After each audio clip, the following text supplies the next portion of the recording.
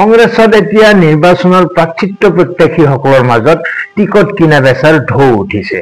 এটা টিকটৰ দাম হেনো এইবাৰ 1 কোটিৰ পৰা 10 কোটি টকা পৰ্যন্ত। নমস্কাৰ দৰ্শকসকল, আহিছো অন্য এটা বিষয়ৰ মাজলৈ।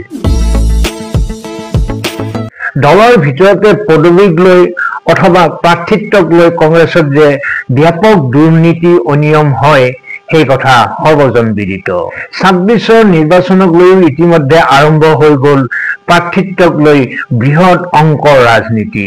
এই কথা আন কাৰো নহয়, বৰঞ্চ এই কথা প্ৰকাশ কৰিছে স্বয়ং ৰাজ্যৰ মুখ্যমন্ত্ৰী ডক্টৰ হিমন্ত বিশ্ব শৰ্মাই। আহক তেওঁৰ শেহতীয়া বক্তব্য কিছু শুনি লওঁ। তেওঁলোকে বৰ্তমান 1 কোটিকৈ এডভান্স বিচাৰিছে। আমাৰ ডিকি দত্তই তাত অলপ নেতৃত্ব লৈ আছে, গতিকে তেওঁলোকৰ চেনেল বনাই ৰাখিছে যে 1 কোটিৰ পৰা 10 কোটিলৈ এইবাৰ 22টা টিকটৰ দাম উঠিব। আৰু যিদিনাখনে টিকট এনাউন্স হ'ব আপোনালোকে ইমান ইণ্টাৰভিউ পাব যে মোক সুধিব নালাগে। 1 কোটি টকা, এতিয়া কেইজনমান ঘৰুৱা কথা ক'ব নাপায়, মই পিছত ব্যক্তিগতভাৱে কম আৰু মই বেছিকৈ কোৱাও বেয়া। 1 কোটি টকাৰ পৰা 10 কোটিলৈকে ৰেট উঠিব 22টা চিটত, বাকীত নাই। আৰু এতিয়া দিল্লীত তেওঁলোকৰ এখন মিটিং আছে। মিটিং হলে কি কৰিব লাগে? পাৰ্টীয়ে মানুহখিনিক লৈ যাব লাগে। এতিয়া গৌৰৱ গগৈয়ে কৈছে যে যিবিলাক কেণ্ডিডেট বিলাকে মানুহ লৈ যাব লাগিব। তাৰমানে কেণ্ডিডেটটো সকলো তুমি টিকট দিব নোৱাৰা, এইটো আনএথিকেল হল নে নাই? তেওঁলোকে কৈছে এতিয়া আপোনালোকে চাব মিয়া এৰিয়াত প্লেনৰ আৰু ট্ৰেইনৰ টিকট কিনা ধুম উঠি আছে। কিহৰ কাৰণে? গৌৰৱ গগৈয়ে কৈছে যে পাৰ্টীয়ে মানুহ নিব 300, প্ৰত্যেক জিলাৰ পৰা 10 জন কৰি, আৰু বাকী 14 তাৰিখৰ মিটিঙত যোনে যাব কেণ্ডিডেট বিলাকে লৈ যাব লাগিব। কিন্তু কেণ্ডিডেট বিলাককতো তুমিতো কেণ্ডিডেট মানে এইটোতো কেণ্ডিডেট নহয়, টিকট বিচৰা কেণ্ডিডেটে, টিকট ইলেকশ্যনৰ কেণ্ডিডেট এজনে হ'ব। বাকী কেইজনে কি কৰিব? বাকী কেইজনৰতো পইচা এনেই যাব। এইকেইদিন চবেই আপোনালোকে খবৰ কৰক, চবেই ধাম ধুম টিকট কৰি আছে। মই সুধিলো কিয় কৰি আছে? বোলে যিমান বেছি নিম সিমানে টিকটটো কনফাৰ্ম। এনেকে পাৰ্টি চলে নেকি? এইবিলাক হৈছে কংগ্ৰেছৰ ৰাজনীতি। আৰু মই ভিতৰৰ কথাখিনি গম পাই যাওঁ, কলে আকৌ ইনকুৱাৰী লগাই দিয়ে কেনেকে গম পালে, কি গম পালে। গমটো তেওঁলোকৰ পৰাই পাওঁ। তেওঁলোকে যদি নিজৰ ঘৰতো কৈ দিয়ে তাৰ পৰাও মই গম। দৰ্শকসকল, মুখ্যমন্ত্ৰীৰ ভাষ্য আপোনালোকে শুনিলে।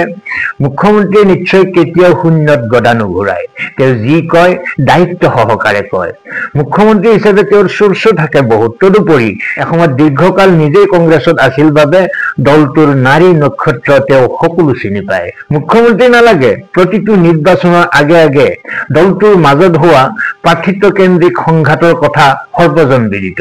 যোৱা পঞ্চায়ত নিৰ্বাচনতে জিলা সভাপতি আনকি ৱাৰ্ড মেম্বাৰৰ প্ৰাৰ্থিত্বক লৈও লাখ লাখ টকাৰ বজাৰ চলিছিল দলটোৰ মাজত। পুৰণি ভিডিঅ'বোৰ চালে সেই কথা অনুমান কৰিব পাৰিব। এতিয়া যদি মুখ্যমন্ত্ৰীয়ে কোৱাৰ দৰে বিধানসভা নিৰ্বাচনৰ বাবে টিকটৰ দাম 10 কোটি পৰ্যন্ত হৈছেগৈ, তেন্তে ভাবক কি হবলৈ গৈ আছে। 10 কোটি টকা খৰচ কৰি বিধায়ক হোৱাৰ পিছত তেওঁ জনতাৰ কাম কৰিব নে সেই টকাখিনি আদায় কৰাত লাগিব? তদুপৰি ইয়াৰ ফলত কেৱল টকাৰ জোৰতে অসৎ প্ৰবৃত্তিৰ লোক এজনে আগস্থান পাব, আৰু কেৱল টকা নাই বাবেই যোগ্য সৎ ব্যক্তিসকল আঁতৰি থাকিব লাগিব ৰাজনীতিৰ পৰা। সমাজখন যদি এনেকুৱাই হৈ যায়, সেয়া ভৱিষ্যত দিনৰ কাৰণে কিমান ভয়ংকৰ হ'ব পাৰে আপোনালোকে ভাবকচোন। যি নহওক, মুখ্যমন্ত্ৰীলৈ আমাৰ আহ্বান থাকিব যে যিহেতু তেওঁ নিজেই মুখ্যমন্ত্ৰী, সেয়ে এনে প্ৰাৰ্থিত্বকেন্দ্ৰিক দুৰ্নীতি ৰোধৰ কিবা উপায় চিন্তা কৰক। তেওঁ চাকৰি বাকৰিৰ ক্ষেত্ৰত তেওঁ স্বচ্ছতা আনিলে, এতিয়া ৰাজনৈতিক ক্ষেত্ৰতো আৰম্ভ কৰক। কোনোবা দলৰ ভিতৰ চৰাৰ কথা বুলি যাতে এনেবোৰ দুৰ্নীতি সাৰি নাযায়, তাৰ কিবা আইন হলেও প্ৰণয়ন কৰক। নহলে সমাজখন দুৰ্নীতিগ্ৰস্ত ৰাজনৈতিক নেতাৰে ভৰি পৰিব। দুৰ্নীতিগ্ৰস্ত লোকসকল যদিহে MLA হয়, বিধায়ক হয়, মন্ত্ৰী হয়, ৰাইজৰ প্ৰতিনিধি হয়, তেন্তে সমাজখন কি দিশলৈ গতি কৰিব আপোনালোকে নিজেই ভাবক। যি নহওক, সমগ্ৰ ভিডিঅ'টো চোৱাৰ পিছত আপোনালোকৰ মতামত কি সেই বিষয়ে নিশ্চয় আপোনালোকে কমেণ্ট বক্সত লিখিব। এয়া এটা অতি স্পৰ্শকাতৰ বিষয়। আমি অভ্যস্ত হৈ গৈছো কিছুমান কথাত, সেইকাৰণে সৰু যেন লাগে, কিন্তু টকা শিকা দি যদিহে ৰাইজৰ প্ৰতিনিধি হ'ব পাৰি, তেন্তে তেওঁলোকে কেনেধৰণেৰে শাসন কৰিব ৰাইজক, জনতাক, সেই কথা আমি অতি গুৰুত্ব সহকাৰে উপলব্ধি কৰিবৰ হ'ল। আকৌ কৈছো, আপোনালোকৰ মতামত আপোনালোকে কমেণ্ট বক্সত লিখিব। আজিলৈ এৰিছো, ভালে থাকক, কুশলে থাকক, ধন্যবাদ।